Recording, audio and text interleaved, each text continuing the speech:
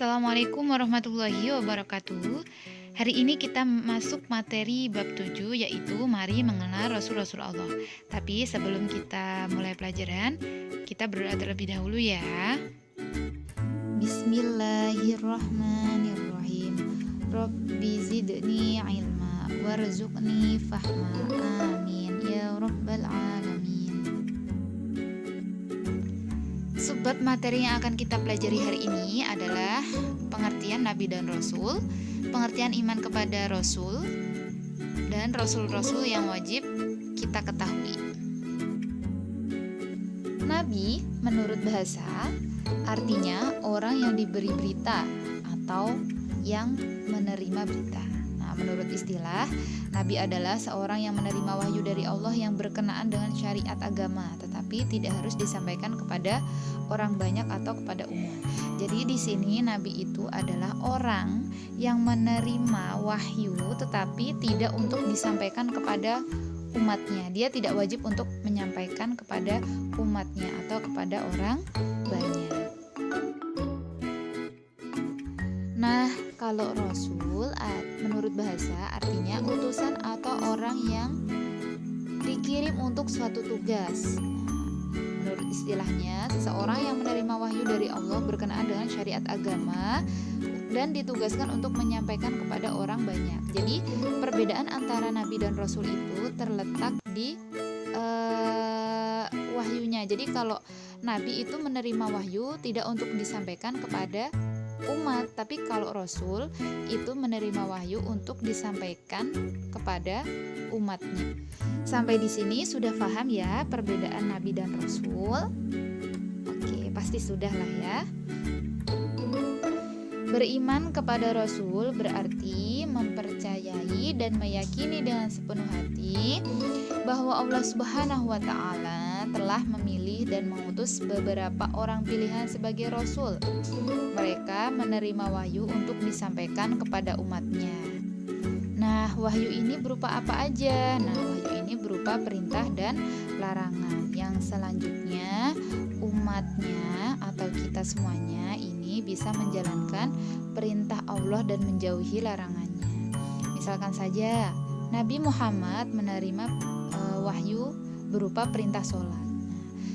Oleh Nabi Muhammad, wahyu tersebut disampaikan kepada umatnya. Untuk apa? Agar semua umatnya melakukan sholat. Nah, kenapa sih Allah itu mengutus seorang Rasul? Nah, jadi Allah itu mengutus seorang Rasul untuk memberikan kabar gembira dan memberi peringatan kepada umat manusia. Jadi, seorang Rasul memberikan kabar gembira berupa hadiah apa yang manusia nanti akan terima di akhirat ketika mereka menjalankan perintah Allah. Dan dia memberikan peringatan tentang balasan apa yang akan manusia terima nanti di akhirat ketika mereka meninggalkan perintah Allah. Selanjutnya, ada berapakah jumlah Nabi dan Rasul yang harus kita ketahui? Jumlah Nabi dan Rasul yang harus kita ketahui ada 25, mulai dari Nabi Adam sampai dengan Nabi Muhammad. Kemarin udah ditulis ya di buku masing-masing, nanti silahkan dihafalkan. Rasul Ulul Azmi. Ulul Azmi ini adalah Nabi dan Rasul yang memiliki kesabaran dan ketabahan luar biasa dalam menghadapi penderitaan dan gangguan dalam tugasnya menyampaikan ajaran Allah. Jadi, Nabi dan Rasul ini ketika menyampaikan ajaran Allah itu tidak langsung diterima oleh umatnya. Nah, mereka ini mengalami banyak sekali gangguan. Nah, di antara 25 Nabi dan Rasul ini ada 5 Nabi dan Rasul yang mengalami gangguan yang sangat hebat dan mereka memiliki kesabaran yang luar biasa. Nah, siapakah 5 Rasul tersebut? Nah, di sini Ibu singkat menjadi Mimin ya. Nabi Muhammad, Nabi Isa, Nabi Musa, Nabi Ibrahim dan Nabi Nuh.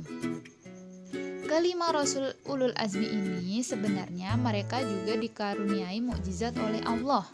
Nah, mukjizat ini adalah kejadian luar biasa yang dimiliki oleh seorang rasul untuk membenarkan kerasulan seseorang. Allah memberikan mukjizat kepada mereka agar manusia itu percaya bahwa rasul tersebut adalah benar-benar utusan Allah yang Allah kirimkan untuk menyampaikan ajaran dari Allah. Dari kelima rasul ulul azmi itu ada nabi yang mempunyai gelar Khotamul Anbiya, yaitu Nabi Muhammad, dan Abul Anbiya, yaitu Nabi Ibrahim. Apa sih maksudnya? Nah, jadi Khotamul Anbiya itu artinya penutup para nabi. Jadi Nabi Muhammad itu diberi gelar Khotamul Anbiya karena setelah Nabi Muhammad itu tidak ada nabi dan rasul lagi yang menjadi utusan Allah. Jadi Nabi Muhammad menjadi penutup para nabi dan rasul. Jadi kalau sekarang ada yang mengaku-ngaku nabi, berarti dia berbohong. Nah, yang kedua yaitu Nabi Ibrahim disebut dengan Abul Anbiya. Kenapa? Karena dari keturunan Nabi Ibrahim ini banyak sekali melahirkan keturunan-keturunan nabi setelahnya. Sifat wajib dan sifat mustahil bagi rasul. Jadi rasul ini mempunyai sifat wajib dan juga sifat mustahil. Sifat wajib itu adalah sifat yang wajib dimiliki oleh seorang rasul.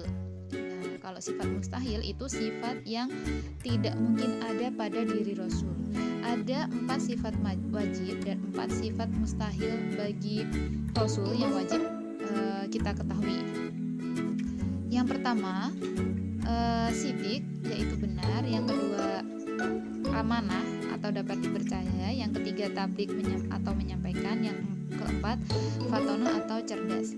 Sidik artinya benar. Jadi nabi dan rasul itu selalu berkata benar.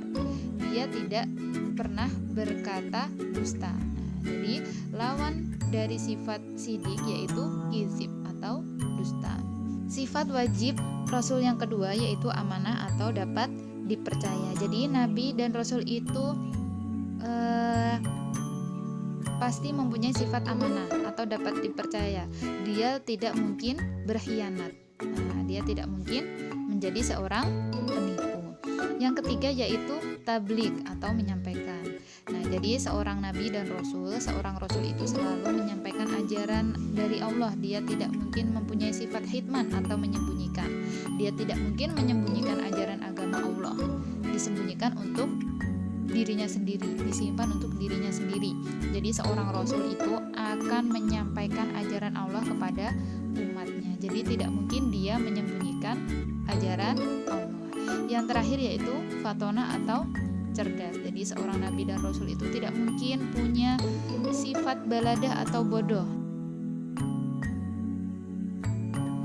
Tanda-tanda beriman kepada Rasul Allah. Yang pertama, mempercayai dengan sepenuh hati bahwa nabi dan rasul adalah orang yang dipilih Allah untuk menyampaikan berita baik kepada umat manusia. Yang kedua, mempercayai bahwa ada 5 nabi dan rasul yang termasuk dalam rasul ulul azmi. Yang ketiga, mempercayai dengan sepenuh hati bahwa nabi dan rasul Allah itu memiliki sifat-sifat mulia dan mustahil memiliki sifat tercela. Yang keempat, mempercayai dengan sepenuh hati bahwa Nabi Muhammad adalah penutup dari para nabi atau Khotamul Anbiya, sekaligus menyempurnakan agama Allah yang telah disampaikan oleh rasul-rasul sebelumnya.